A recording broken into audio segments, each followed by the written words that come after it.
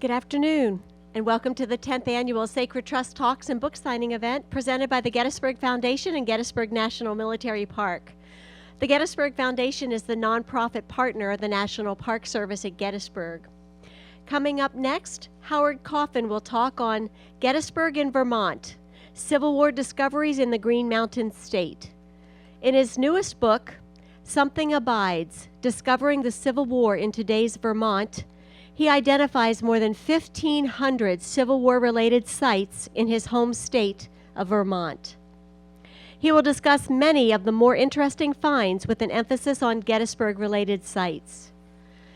Howard Coffin, author of 4 books on Vermont Civil War history, is a 7th-generation Vermonter with 6 ancestors who served in Vermont regiments.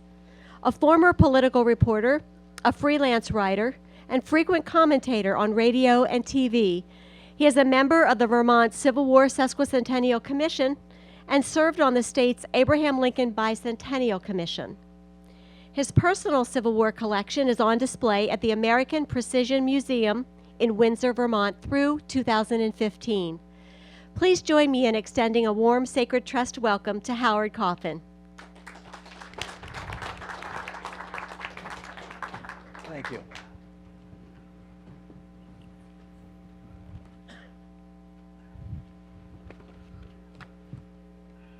Well, this is a Vermont day.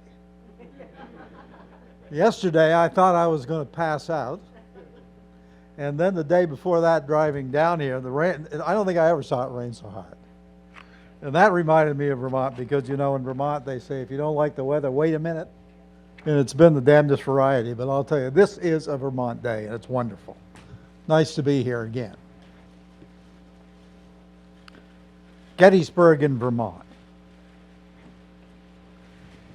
In northern Vermont, northwestern Vermont, there's a little town called Moncton.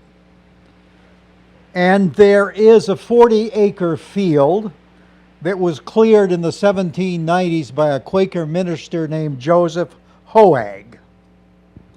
Hoag died in 1846, and he wrote a memoir just before he died, looking back on a long life. And he remembered a day in 1806 when he was working in that field. It was an October day, the colors of autumn on the Green Mountains. And from that field you can see about 40 miles of the Green Mountain Range drifting off south. It's lovely. He was working in that field, and suddenly he realized that the sun was dimming. And he looked up and he noticed there was a strange cloud in front of the sun. And then, as he wrote in the memoir, a voice from above began to speak to him. It was a thunderous voice, and it began to talk about its disappointment in what had happened, what the settlers had done who had come across the ocean to this country, and slavery had existed. It began to talk about slavery, did this voice, and then this voice deepened and said, I tell you that there is about to be in this land a long and bloody civil war. Hoag died 15 years before the Civil War began. 20 miles south in the Champlain Valley town of Cornwall is a half brick and half clapboard house that belonged to Congressman William Slade, who served in Congress from Vermont in the 1840s and 1850s. Slade was an outspoken opponent of slavery, and he was always introducing resolutions into Congress opposing slavery because the Vermont legislature kept passing those resolutions and sending them down to him, and it got him quite a lot of trouble in Congress. They almost censured him. But anyway, he kept introducing these resolutions over and over and over again, and finally, at least, the people in Georgia got damn sick of it. And the Georgia Senate passed a resolution of its own, saying that enough Irishmen should be employed to dig a ditch around Vermont and float the damn thing into the Atlantic Ocean.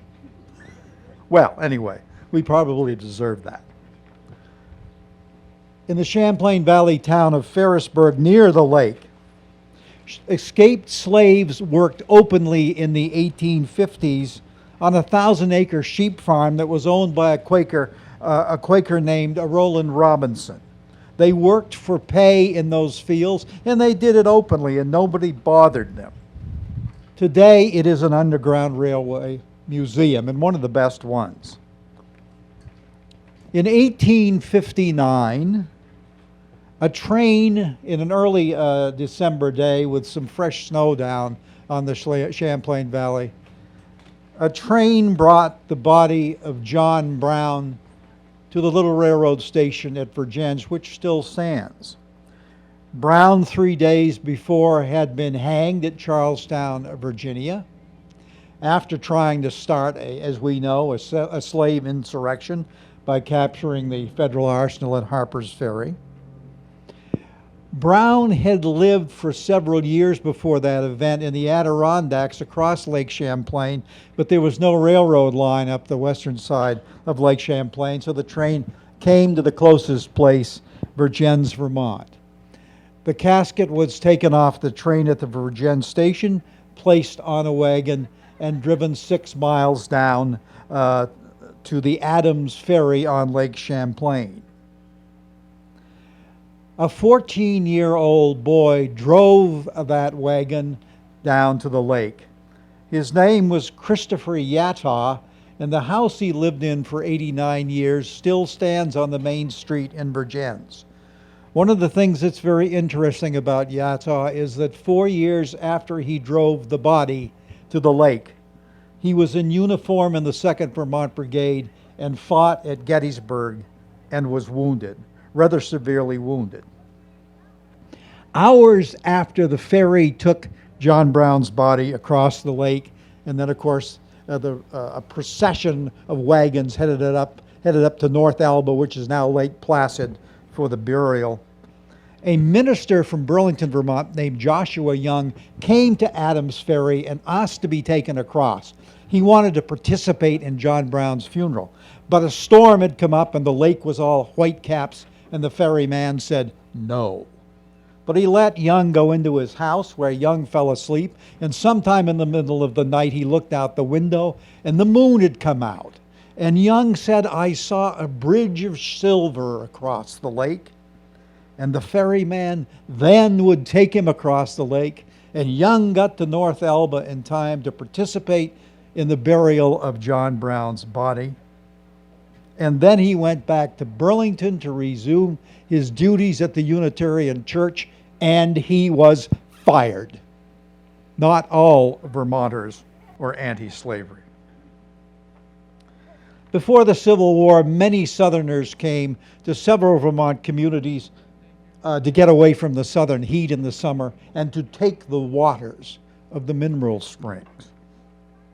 In Brattleboro, there are many buildings that would have been familiar in 1860 to a Southerner who came there seeking a cure for a persistent stomach problem. The waters in Brattleboro did not work, and so he went to Northampton, Massachusetts to try the mineral waters there, and they did not work either. Nothing ever worked for Thomas Jonathan Jackson. And a year after his visit to Vermont, he won his name Stonewall, of course, at first Bull Run. When the Civil War began, the governor of Vermont, Erastus Fairbanks, received a telegram from Abraham Lincoln inquiring as to what might be expected of Vermont in the coming war. Fairbanks sent back a wonderful one-sentence reply to Lincoln in the best Vermont tradition of not saying very many words. I'm breaking that today. What can we expect of Vermont? And Fairbanks replied, "Vermont will do its full duty." That was all he said. Well, Fairbanks called the legislature into special session and asked them for the astonishing sum of $500,000 to start raising regiments. And the legislature debated for 2 days and appropriated a full $1 million. That made headlines even in England. Today, the Vermont State House, built in 1859, still stands, and it is almost exactly as it was that day that the legislature came to spend all that money. In the little hill village of central Vermont of East Barnard, there was a kind of a strange, shy teacher named Oliver Placestead, who taught in a one-room school. When the war began, Placestead decided he didn't want to serve, and so he went 2 miles way up into the hills to a cave. And he spent the winter of 1861 and 1862 in a little cave, and it's still there in the hills. And if you look on the back wall, you can see that he scratched 3 words into the stone. Still there. This is hell. My God, if you spend a Vermont winter in a cave, you know what hell is. Well, the next summer he built himself a stone hut, and he spent 4 years up there, and nobody came up and tried to draft him. I think he was a little odd, you know. And then he came down, and he resumed teaching, and he lived for 15 more years. The cave, Oliver's Cave as it's known, is a popular hiking destination today. Another little town way in the way back, more so than East Barnard, is Goshen, which is up above Middlebury along the main ridge of the Green Mountains. And Goshen is so tiny that I think it sent about 30 men to the Civil War, that's all. But when the war began, they had a big rally, and they recruited, I think, about 6 men to go off at the beginning, and they were so proud. They had a little parade. Everything was going fine, and then word came home to Goshen that 3 of those boys had been killed in one battle at Savage Station. What to do? The town was grief-stricken, so they had another meeting. And they adopted a set of resolutions, and I'll only read 2. Resolved that from this time forward, we will use all honorable means in our power to crush Jeff Davis and his minions in such manner that there will not be sufficient brass or brains to create another rebellion for the next 3,000 years. They were mad. Resolved, while the flowing tear pulses away, the mind rallies against and again with the hope that we may live under the protection of the stars and stripes, and that they may float over succeeding generations as long as wood shall grow and water run. If that isn't upland mountain talk, amazing. Late in the summer of 1862, to Vermont came a call for 4,989 men to make up the 2nd Vermont Brigade. It was part of Abraham Lincoln's 3,000-man draft for just 9-month soldiers. Vermont was a little state, half as large as today, 315,000 people, already sent 11 regiments to war. Where were they going to find them? But they did somehow. Those men would make up the 12th, 13th, 14th, and 15th, 12th, 13th, 14th, 15th, and 16th Vermont regiments, and the companies that would make them up drilled on the village greens of Vermont. Many of those greens survive throughout the state today. In my hometown of Woodstock, in the nearby town of Springfield, up in northern Vermont in Highgate on the Canadian border, the lads who would be members of Company K of the 13th Vermont assembled on the Highgate column. It's a long, narrow strip of grass adjacent to the village cemetery. A man who was there recalled years later, there were present 126 volunteers, selectmen from several towns, fathers, mothers, and brothers, sisters and wives and sweethearts, relatives and friends of those that had enlisted, all anxious and curious to see and hear, for nothing of this kind had occurred in this quiet village before. Next day, after quick Army physicals, most of them passed, the drilling began. Company K member Ralph Orson Sturdivant, who would become the 13th Vermont's regimental historian, remembered that a sergeant, quote, took us up opposite of the village cemetery where stood a good stretch of fence and placed us up against it, and in this way formed a pretty good line. The fence, incidentally, with many generations of new boards and posts, survives. In late September, the companies departed for Brattleboro, where the 2nd Vermont Brigade formed. The Brattleboro drill field survives today as the athletic fields of Brattleboro Union High School. Also, there was a 1,000-bed Civil War hospital on that site. There's a monument there to the 2nd Vermont Brigade, and it's a wonderful monument. It's only about this high. It has 2 bas-reliefs on it of the same soldier. One is that soldier ready to go to war, and he's at attention, and he's got his rifle musket with him in full uniform, and he's got a look on his face like this, ready to do his patriotic duty. And on the other side of the monument is a bas-relief of the same soldier when he came home from Gettysburg. And his uniform is all torn, and there's a bandage on his head, and his musket is broken, but he is smiling from ear to ear because he is alive and back home.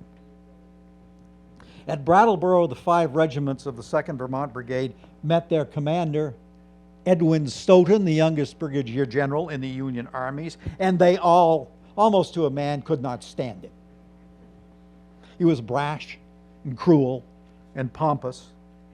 He would lead the brigade until that grisly night of March 9th, 1863, when John Singleton Mosby would come into Fairfax Courthouse and steal Stoughton and 30 horses, and 30 men and 50 horses, and old Stoughton would end up in Libby Prison in Richmond. In Chester, Vermont, south central Vermont, the columned, comfortable house where the privileged Stoughton grew up remains along Main Street. There is no historic marker. So the 2nd Vermont Brigade went south, boarding the trains at the Brattleboro station. Months earlier, the 4th Vermont Regiment, destined to be at Gettysburg, had departed for war, parading down Brattleboro's main street lined with antebellum buildings still today. The local paper ran the following poem on the front page about their departure. Nobody knows who wrote it. It's not a real prose work. But see if it doesn't really say something about the home front experience, probably north and south during the Civil War. Slowly through the misty street comes the measured tramp of feet, and 1,000 forms sweep by, going forth to win or die, waving colors o'er their head, blue and white, with bars of red, proudly greet the evening sky, o'er the hearts that beat so high. Stepping to the roll of drum, down the darkening street they come, leaving they for coming years childhood's sobs and woman's tears, sadly here to watch and wait for the footfall at the gate, for the step upon the floor that may come perchance no more. Will they tread the homeward track? Lord, in mercy, bring them back. I think they got at it. Sickness took a heavy toll on the 2nd Vermont Brigade when it reached the unfamiliar climate of Virginia. There, the brigade became part of Washington's outer defenses, patrolling along the Occoquan River, Bull Run Creek, and eventually their line extended all the way to the upper Rappahannock. Carmy Marsh, a small, energetic farmlad elected a lieutenant by his men, was one of the first to be stricken with meningitis, but he was nursed back to health by a Virginia woman, a Mrs. Wilcoxon. Marsh became a wealthy man in Vermont. He invented a horse liniment, made millions. And he funded the regimental history. And he was a great organizer of regimental reunions. And he helped Mrs. Wilcoxon in her later years. And his home and hers home stand. Hers, of course, in Virginia, his in Vermont. With the capture of Stoughton, command of the 2nd Vermont Brigade went to George Jerrison Stannard, former commander of the 9th Vermont. At least 3 homes owned by Stannard still stand in Vermont. Stannard had never had any money, and he got carried away, and he bought real estate left and right, and he got in some legal trouble after the war. But during the war, if his men couldn't stand Stoughton, they loved Stannard. Stannard was a no-nonsense man. After the war, the state of Vermont honored Stannard by naming a town in his honor. Stannard, Vermont still is an organized town way up in the mountains of the Northeast Kingdom, about 400 residents. I think maybe George Stannard's character is best described by the fact that he never went to Stannard, Vermont. He was invited. Other than Stoughton's capture and a brief nighttime skirmish with Jeb Stuart's cavalry, the 2nd Vermont Brigade had a rather uneventful winter of 1862 and 63. Their 9 months of enlistments were nearly at their end when the Vermonters heard the distant guns of Chancellorsville. Then Robert E. Lee's Army of Northern Virginia was on the move north. On June 25th, the brigade assembled, the 2nd Vermont Brigade assembled at Union Mills, Virginia, suddenly part of the Army of the Potomac's 1st Corps. You probably know most of the rest of the story. The Vermonters reached Gettysburg at the end of the first day's fighting. On July 2nd, they fought at the day's end on Cemetery Ridge, and they did well. Placed along the main line south of the clump of trees after the fighting, on July 3rd, they faced the southern part of Lee's advance, Pickett's charge, coming right at them. General Stannard, as the charge struck the lines to his north, noticing that all the Confederates coming toward his men had suddenly swung to the north, ordered the 16th and 13th Vermont regiments to swing out to the front and make a flank attack on the Confederates desperately trying to break through. They were sitting ducks for a flank attack, all pushing to the front. The fire of those 900 Vermonters who swung out there was absolutely devastating and was perhaps the decisive blow to the grand assault. And if the Vermonters inflicted heavy casualties, and they certainly did, they also took a considerable beating. Years after the war, Private Ralph Sturdivant, 13th Vermont, assembled his 1,800-page history of the regiment, and he wrote in it that before Pickett's charge on Cemetery Ridge, he went over to the 14th Vermont Regiment, right beside them, to talk to his cousin Wesley Sturdivant to see how he was doing, and Wesley told him that he was about to die. And Ralph Sturdivant said, "No, you're going to be all right. We'll come through this." And Wesley Sturdivant said, "No, I dreamed last night that I'm going to die. And remember, Mother knows that dreams predict the future." So Pickett's charge happened, and the Vermonters reassembled. And Ralph Sturdivant went to look for Wesley, and he lay dead with a bullet through his heart that had pierced the little Bible in his pocket, which incidentally I own. Wesley's body came home to rest beneath a little obelisk in the country graveyard in the Champlain Valley town of Weybridge. Bakersfield is a high village in the farm country of northwestern Vermont's Franklin County. The house Merritt Williams grew up in still stands on a back road. Williams commanded the 13th Vermont's G Company in the attack at Gettysburg, and he was horribly wounded in the groin. He was brought back to Bakersfield to the home of his wife's parents, which also stands. He died, as a comrade said, after several agonizing weeks. The red brick Bakersfield Congregational Church survives, where his company turned out for the funeral. Every man that survived was there. His body was carried to the cemetery across the road, beside the village green, where he had drilled his men. Private Jules Densmore, Company B, 13th Vermont, had his skull shattered by the explosion of an artillery shell as his regiment moved against Pickett's charge. It didn't kill him. The popular private was brought home, and he lived 8 weeks in the modest little cape that was the family home that still stands beside the road, Route 2, in the town of Colchester. He lived in agony and semi-consciousness. All his friends, all the old soldiers came by to see him. It didn't work. Nothing worked. Just up the road is the boyhood home of William Munson, his commander in Company B, Colonel Munson, a lifelong friend of Densmore's. And a little north on that road is John Lyon's home, another B Company member wounded at Gettysburg.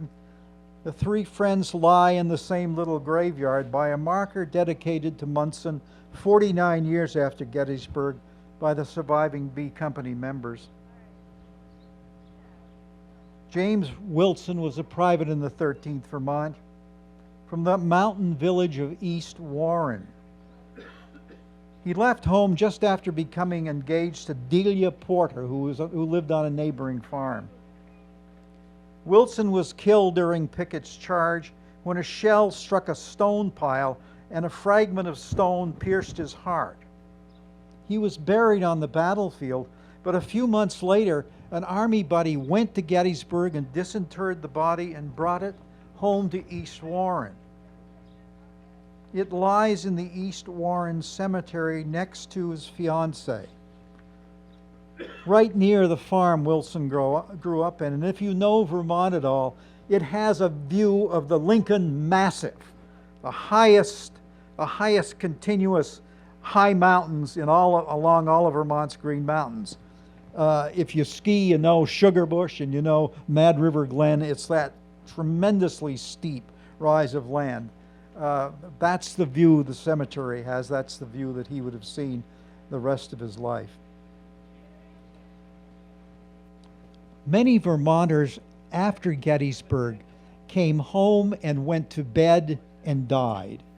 There was nothing wrong with them, obviously. I found 8 instances of this when I wrote my book, 9 Months to Gettysburg. They had not been used to long marches. They marched 120 miles in 6 days to Gettysburg in 90-degree heat, 80 and 90-degree heat. Then there was the stress of the battle, and they came home and died. One of them was Lieutenant Luther Moore of Plymouth, Vermont.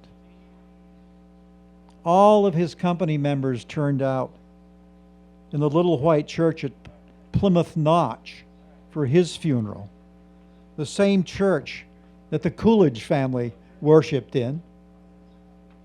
Calvin Coolidge, who was born 7 years after the Civil War, would worship there, was related distantly to Moore's family. And Coolidge incidentally spoke here on the 28th of July, on July 4th, 1928 here at Gettysburg, a magnificent speech. He didn't like to talk, they said, but he used the radio magnificently. You know the great story about the Yale kid who went to meet Coolidge for the first time in the White House.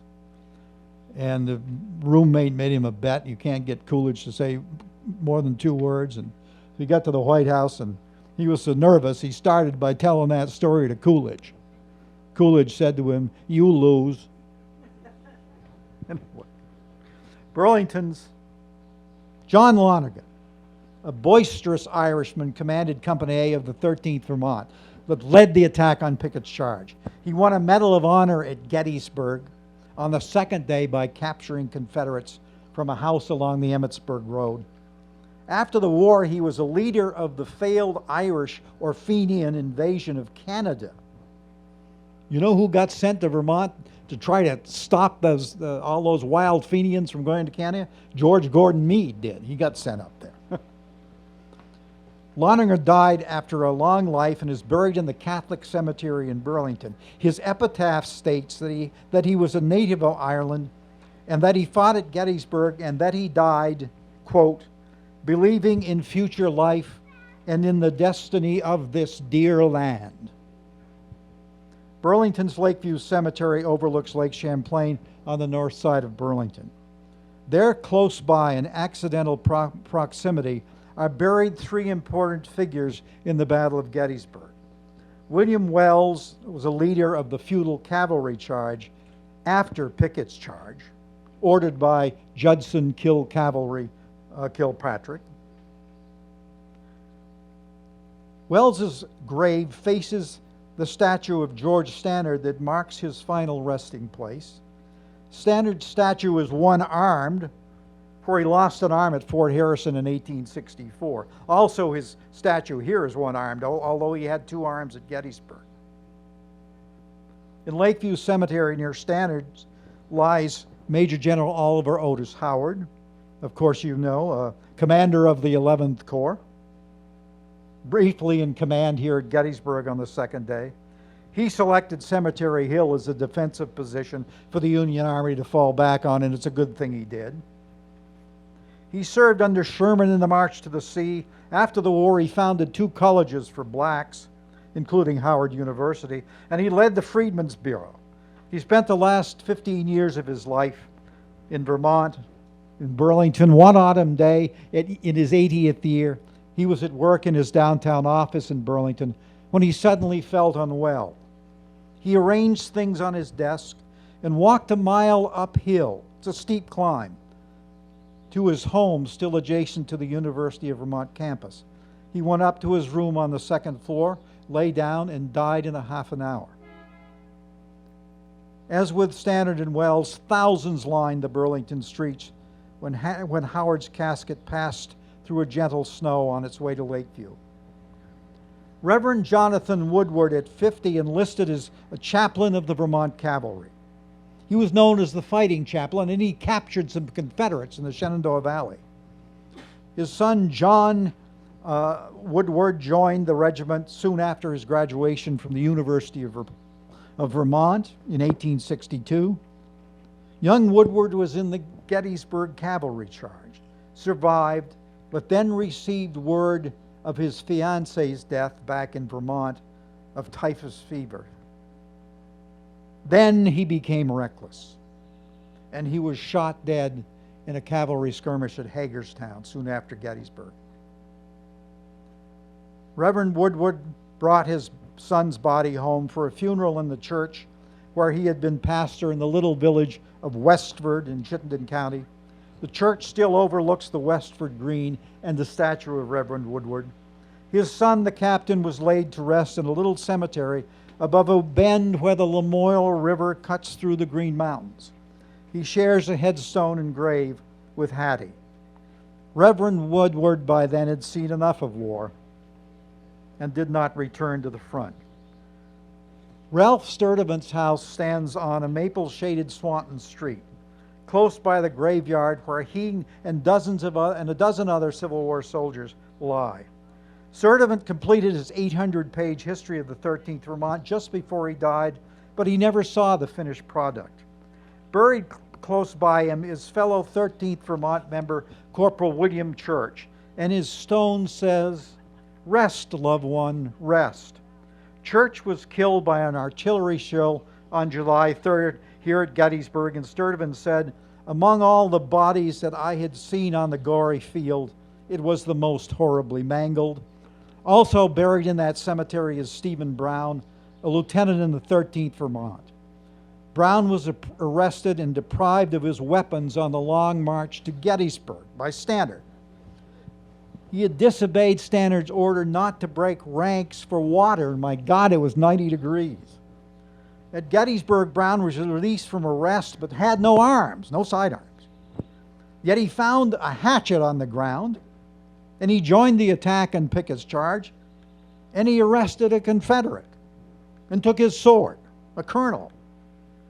When the 13th Vermont erected their monument here on the battlefield, they chose Brown as the subject with his hatchet in his hand. But the Gettysburg Monument Commission said, no, we will not honor insubordination. So go out on Cemetery Ridge today to the 13th Vermont monument, and there's Brown standing there. The hatchet is right by his right foot. We got it in there.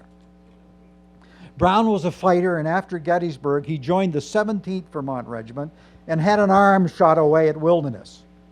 His grave is in his hometown of Swanton, marked by the marble statue of an angel whose upraised hand once pointed a finger to heaven. The finger long ago broke away, leaving an upraised fist.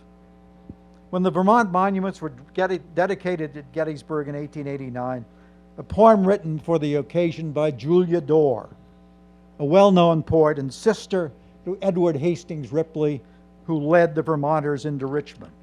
Her poem concluded, "O beautiful one, my country, thou fairest daughter of time, today are thine eyes unclouded in the light of face sublime. No thunder of battle appalls thee. From thy woe thou hast found release. From the graves of thy sons steals only the one soft whisper, peace." The last surviving Vermont Civil War soldier was Gilbert Lucier, who died at 97 in 1941. Lucier served in the 11th Vermont Regiment and lost an arm at Cold Harbor. He once met Lincoln. He was proud of that. He came here to the 1938 reunion with his nephew, and they were in tents down there out in front of Cemetery Ridge. And one night, the nephew wandered off, and when he came back, Lucier asked him where he'd been. The nephew said, "Well, I was over talking to some Confederates." Gilbert Lucier said, "Pack your bag, we're going home now." The Civil War was not over then. 75 years later for Gilbert Lucier.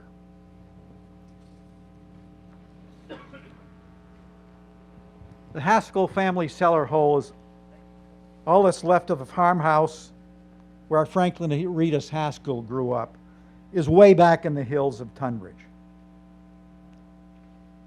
Haskell wrote one of the famous accounts of the Battle of Gettysburg. In a 60-page letter he wrote to his brother after the battle. He said of Pickett's charge, "Regiment after regiment, brigade after brigade, barrel and bayonet gleam in the sun, a sloping forest of flashing steel. Right on they move as with one soul, magnificent, grim, irresistible. Nearby the Haskell cellar hole is a little stone foundation of a one-room schoolhouse where Franklin Aretas Haskell went to school. One of the teachers in that school was Wilbur Fisk, Vermont's other great Civil War writer at the time. Fisk was at Gettysburg, and he walked across the battlefield after the battle was over. "My God," he wrote, "could it be such as these were active people so shortly previous, with friends, parents, brothers, and sisters? I turned away and thought I had become hardened to almost anything. But I cannot say as I ever wish to see another sight like I saw on the Gettysburg battlefield." Charles Carroll Parker was pastor in Waterbury, Vermont, of the Congregational Church. Then he went south to become, the church still stands, to become pastor of the 14th Vermont Regiment. And he actually met Abraham Lincoln at the White House, and he said, "A feeling not much removed from awe came over me, and I felt I would pray for him as I had never done before." Then he went home to be pastor for 40 more years in the Waterbury Church that's still there, of course. Incidentally, Abraham Lincoln never came to Vermont, but he was coming in the summer of 1865. His wife had made reservations at the Equinox Hotel, which still stands, but John Wilkes Booth took care of that. Another resident of Waterbury, Vermont, was Dr. Henry Janes. Janes had been the village physician in Waterbury Village before he went to war as an army surgeon, and he was a good one. So good that he was placed in charge of all the wounded here at Gettysburg after the battle. He did a fine job and was honored by being given a seat on the speaker's platform at the National Cemetery dedication. James's home still stands in Waterbury. Per his wish and his will, it's the town library. Still on the wall of what was his office is his framed copy of the Gettysburg Address that he heard. And we here highly resolve that these dead shall not have died in vain, that this nation under God shall have a new birth of freedom, and that government of the people, by the people, and for the people shall not perish from the earth. Janes returned to Waterbury after the war and resumed his role as village physician. He perished from the earth at 83, still giving care to aging fellow Civil War veterans, including two who had been at Gettysburg. And finally, Lewis Addison Grant, Brigadier General, known as the other Grant, led the 1st Vermont Brigade on the march of the 6th Corps to Gettysburg, doing almost 30 miles to reach the field on July 2nd, heeding the orders of John Sedgwick to put the Vermonters in the lead and keep the column well closed. The house he was born in, dating to the 1700s, survives in the mountains of southern Vermont, as does the house he built in Bellows Falls before the war. Grant, after the war, became an assistant secretary of war, moved to Iowa, but returned to Vermont on several occasions. Among them, the dedication of the soaring Civil War memorial that still graces the town of Brandon, Vermont green. On Memorial Day 1886, 7,000 people were present for the dedication, with Lewis Grant the keynote speaker. At the close of his remarks, Grant addressed the old soldiers present, many of whom who had served with him in the 1st Vermont Brigade. He concluded, "We have helped to guide our nation into the paths of peace. Let us labor to hasten on the glorious day when peace shall prevail and nations shall learn war no more. That day is coming. It shall be a day of rejoicing, the like of which has not been known since the morning stars sang together and the sons of God shouted for joy." Thank you for listening.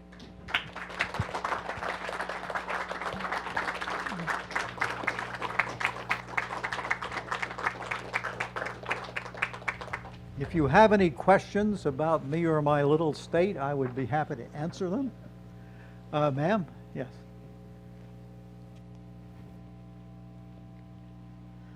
I've been to the Wilderness Battlefield, and there's very few monuments there, but one of the new ones is the Vermont Brigade, is the Vermont Monument that was just recently put up. Did you have any involvement with that project and how that got started? Yeah, I was press secretary many years ago for Senator James Jeffords from Vermont.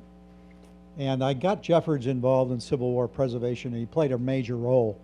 And when I found out that the 500 acres where the Vermonters had made their stand in the wilderness, they lost 1,000 men on May 5th there, that it was going to be developed.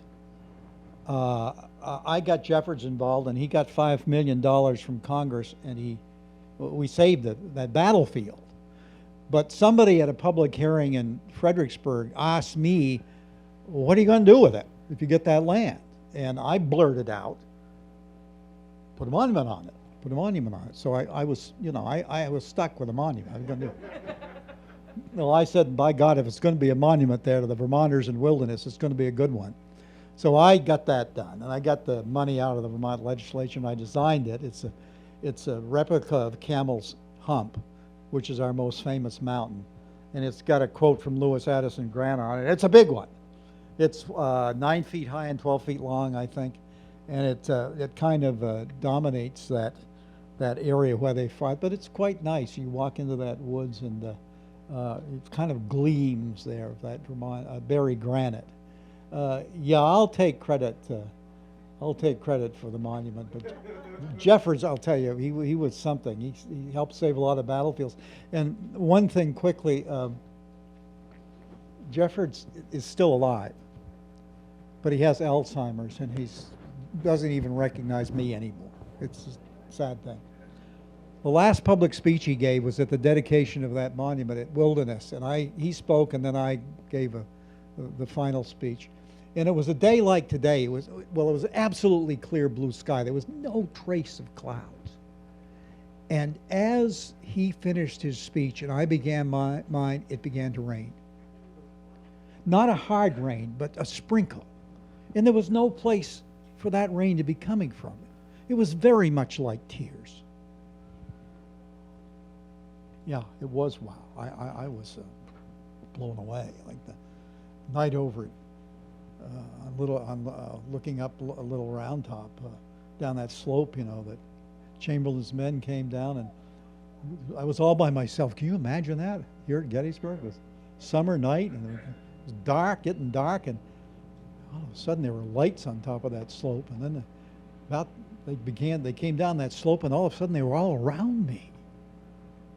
They were fireflies. And they lingered around me, and then they went on off a big round top, just like Chamberlain's men did. Woo!